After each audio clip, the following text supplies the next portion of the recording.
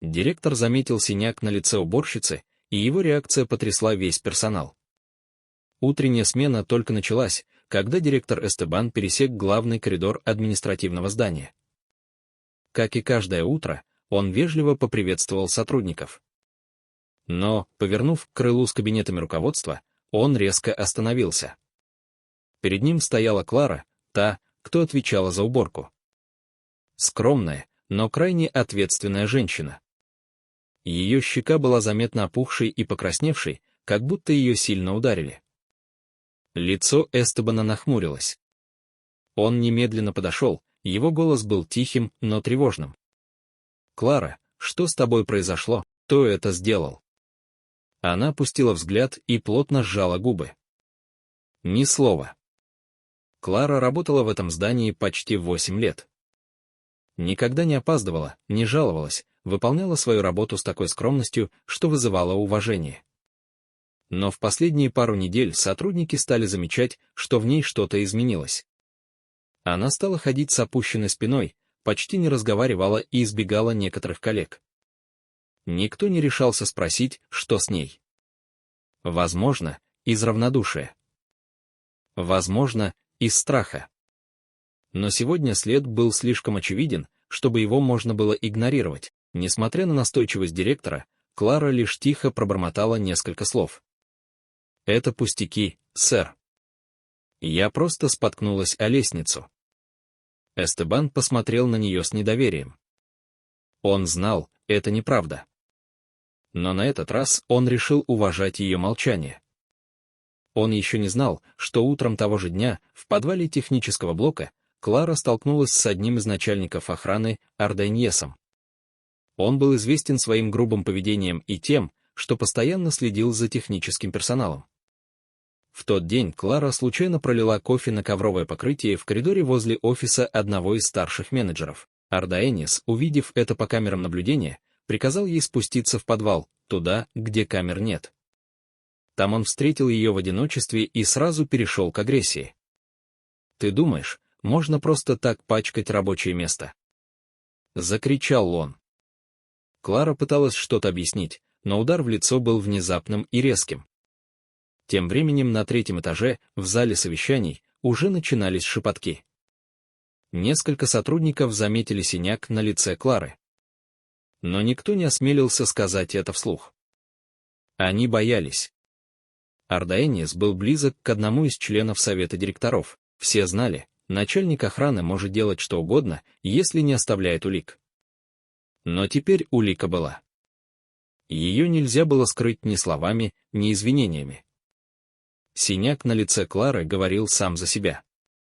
Эстебан чувствовал нарастающее беспокойство. Он пригласил Клару в свой кабинет. Тихо закрыл дверь и налил ей стакан воды. «Посмотри мне в глаза», — сказал он. «Я не оставлю это без последствий. Но мне нужно, чтобы ты мне доверилась». Это сделал кто-то из персонала. Клара колебалась. Ее руки дрожали, пока она держала стакан. «Меня уволят, или случится хуже», — прошептала она. Директор был поражен. Уволить ее? Кто бы вообще посмел тронуть такую сотрудницу, как Клара, женщину, которая почти жила на работе, чтобы все оставалось в идеальном порядке? Именно тогда в голове Эстебана появилась мысль, это был не случай, и уж точно не первый раз. Тем временем в столовой для персонала коллега Клары, Марта, тихо сказала, что утром слышала крики из подвала. Другая сотрудница кивнула и добавила, что Арденьес всегда особенно жестко обращался с женщинами, но ему все сходило с рук. «Однажды он кого-то по-настоящему покалечит», — сказала она, не подозревая, что этот день уже наступил. Слова начали распространяться. Страх среди сотрудников смешивался с растущим возмущением. Но никто не осмеливался подойти к Эстебану напрямую. Страх был сильнее жажды справедливости. Когда директор вернулся в кабинет, он принял рискованное решение. Он сам проверит записи с камер. Не предупреждая начальника охраны, он вошел в систему видеонаблюдения. Но, просматривая архив, он заметил тревожное: записи с подвала за то утро были удалены. Его лицо напряглось. Было очевидно, кто-то пытался скрыть правду. «Это уже не просто насилие, это сокрытие на уровне системы», пробормотал он, записывая точное время происшествия. Он не мог позволить, чтобы Клару считали лгуньей, пока Эстебан размышлял, как действовать, не подвергая риску ни работу Клары, ни свою должность. Совет директоров получил неожиданное письмо. Оно было анонимным. В нем кто-то описывал случаи физического насилия, злоупотребления властью и угроз со стороны охраны. Подпись стояла под псевдонимом «Еще одна жертва». Напряжение в зале совета сразу возросло. Все взгляды начали постепенно обращаться к одному человеку, Ардаэнису. В тот же день после обеда Эстебан срочно вызвал начальника охраны в свой кабинет. Но он не ожидал, что Ардаэнис придет не один, вместе с ним вошел сам председатель совета. И что хуже всего, оба вошли с улыбкой. «До нас дошли какие-то очень неприятные слухи», произнес председатель с насмешливым тоном. «Но мы же не будем портить репутацию всей организации из-за сплетен какой-то уборщицы». Внутри Эстебана что-то сломалось. Это была уже не только история Клары, это была целая система защиты и власти, куда более масштабная, чем он мог представить. Но он не собирался сдаваться. Пытаясь сохранить спокойствие, он услышал, как Ардаэнис холодно произнес, она уже поняла, что ей лучше молчать. «Тебе стоит сделать то же самое». В этот момент Клара, еще не покинувшая здание, случайно проходила мимо офиса и услышала эту фразу. Она остановилась. Сжала кулаки. Посмотрела на часы. И приняла решение. Терять ей было нечего. Она войдет, несмотря ни на что. Клара глубоко вдохнула перед тем, как открыть дверь кабинета. Ее шаги глухо прозвучали в напряженной тишине, где Эстебан, Ардаэнис и председатель совета обернулись к ней с удивлением. Голос ее дрожал, но слова были твердыми. «Я больше не буду молчать. Ни за что». Председатель нахмурился и поднял руку с властным жестом, но Эстебан остановил его. «Пусть говорит». Клара посмотрела прямо в глаза человеку, который ударил ее. «Вы напали на меня, господин Ардаэнис. И если вы думаете, что сможете заставить меня замолчать, как и других, вы сильно ошибаетесь». Наступила тяжелая тишина. На мгновение на лице Ардаэниса мелькнул страх, но он быстро исчез. Председатель совета встал с насмешливой улыбкой. «У тебя есть доказательства, Клара. Потому что без них это просто плохо рассказанная история обиженного сотрудника». Эстебан посмотрел на него с удивлением. «Вы угрожаете ей». «Я защищаю ее от позора», — спокойно ответил он. Ардаэнис, обретая уверенность, скрестил руки на груди. «Эта женщина просто хочет внимания. Больше ничего». Но Клара достала из кармана диктофон. Я включила его, когда вернулась в офис. Сразу после того, как все произошло. Ардаэнис резко бросился вперед, чтобы вырвать устройство, но Эстебан встал между ними. Когда включили запись, голос Ардаэниса прозвучал отчетливо. Она уже поняла, что ей лучше молчать. «Тебе стоит сделать то же самое». Лицо председателя побледнело. Он понимал, что запись хоть и не зафиксировала сам удар, но четко доказала угрозу и попытку все скрыть.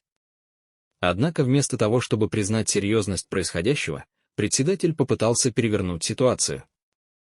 «Это ничего не доказывает. Ты вышел из-под контроля, Эстебан. Ты забываешь, кто здесь на самом деле главный».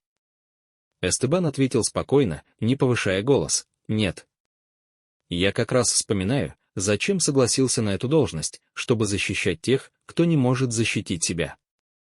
Через несколько часов напряжение в учреждении достигло предела. Сотрудники стали подходить к Кларе, делясь своими историями.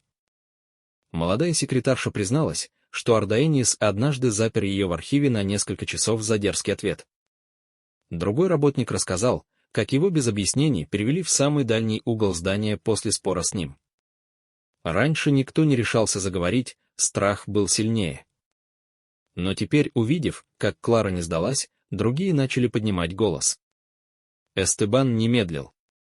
Он отправил все материалы в отдел кадров и потребовал срочного заседания этического комитета. Председатель, чувствуя, что его зажали в угол, попытался сорвать встречу, заявив, что временно нетрудоспособен из-за стресса. Но было слишком поздно. Анонимная утечка отправила часть аудиозаписи журналистам, и местная пресса сразу же начала расследование. Двери, которые раньше были намертво закрыты, начали открываться одна за другой. Скандал вырвался из-под контроля тех, кто раньше был неприкосновенен. Именно на том самом заседании этического комитета Эстебан взял слово и стал зачитывать собранные показания одно за другим. В зале стояла гробовая тишина. Даже те члены совета, которые раньше молчаливо покрывали происходящее, теперь смотрели на Ардаениса с отвращением. Последней каплей стала утечка письма, переписка между ним и председателем, где обсуждалось, как уничтожить доказательства до пятницы. Отрицать больше было невозможно. Это была система, построенная на запугивании и сокрытии. Эстебан взглянул на Клару, стоявшую в дверях, и кивнул ей. Что-то в воздухе изменилось, появилось чувство достоинства, пробивающее себе путь сквозь страх. Спустя несколько дней Ардаениса сняли с должности.